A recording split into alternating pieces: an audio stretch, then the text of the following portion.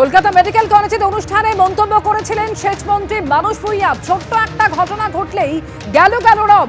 গতকাল এই মন্তব্য মানুষ ভূঁইয়ার আপনাদের সামনে রেখেছিলাম, যদিও পরে এই নিয়ে তিনি বলেন যে তার মন্তব্যের সঙ্গে কসবা কাণ্ডের কোনো যোগ নেই, অর্থাৎ কসবা কাণ্ডের পরিপ্রেক্ষিতে এই মন্তব্য তিনি করেননি। কলকাতা মেডিকেল কলেজের একটি অনুষ্ঠানে সেখানে গিয়ে এই মন্তব্য করেছিলেন মানুষ ভূঁইয়া যে ছোট্ট একটা ঘটনা ঘটলেই গেল রব।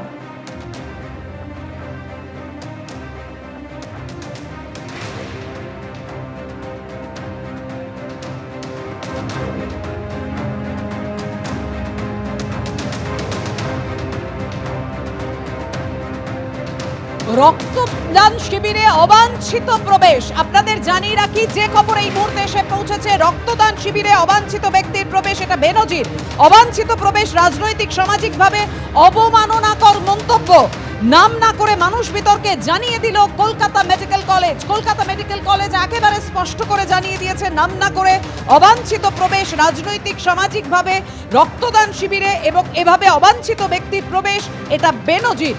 কলকাতা মেডিকেল কলেজে মানুষ ভূঁইয়া যে মন্তব্য করেন তার প্রতিবাদে জুনিয়র চিকিৎসকরা ছোট্ট একটা ঘটনা ঘটলে গেল রব, কি সর্বনাশ, এমনই মন্তব্য করেছিলেন মানুষ ভূঁইয়া।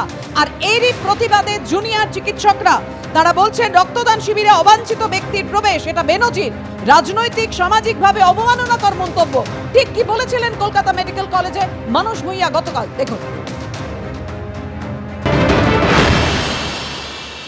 ছোট্ট একটা ঘটনা ঘটলেই গেল রে, কি সর্বনাশ।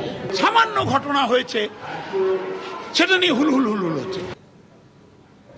যদিও এই ঘটনার সঙ্গে কসবা কাণ্ডের কোনো যোগ নেই বলে দাবি করেন মানুষ ভূঁইয়া, কিন্তু মানুষ ভূঁইয়া যে মন্তব্য করেছেন তার প্রতিবাদে জুনিয়র চিকিৎসকরা তারা বলছেন যে কলকাতা মেডিকেল কলেজের এমন একটা অনুষ্ঠানে রক্তদান শিবিরে অবাঞ্ছিত ব্যক্তির প্রবেশ, এটা বেনজির, অবাঞ্ছিত প্রবেশ, রাজনৈতিক সামাজিকভাবে অবমাননাকর মন্তব্য। নাম না করে মানুষ বিতর্কে জানিয়ে দিল Kolkata medical college. Kolkata medical কলেজে মানুষ ভূঁইয়ার মন্তব্যে প্রতিবাদে জুনিয়র চিকিৎসকরা।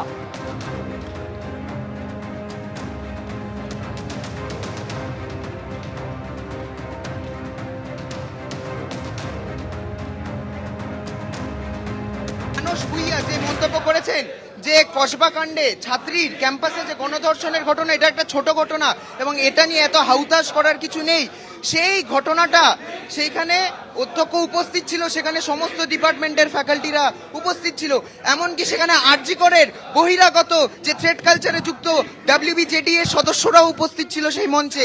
সেটা যদি আমাদের কলেজ অথরিটির অনুষ্ঠান হয় তাহলে সেখানে এই বহিরাগতরা কি করছিল? সেটা যদি কলেজ অথরিটির অনুষ্ঠান হয় তাহলে এই ধর্ষক তৃণমূলের নেতা মন্ত্রীরা কি করছিল?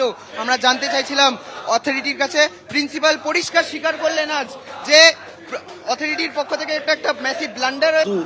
যেহেতু একটা রক্তদানের কর্মসূচি একটা সংগঠনের ছিল, সেখানে তারা কাদেরকে আমন্ত্রণ জানাবে আমাদের তো জানার কথা ছিল না। এই ধরনের মন্তব্য, ব্যাপারটা হচ্ছে যে কেউই কোনোদিনই সমর্থন করে না, তার কারণ এই ঘটনাগুলো তো ছোট ঘটনা নয়, আর এগুলো খুব সংবেদনশীল ঘটনা।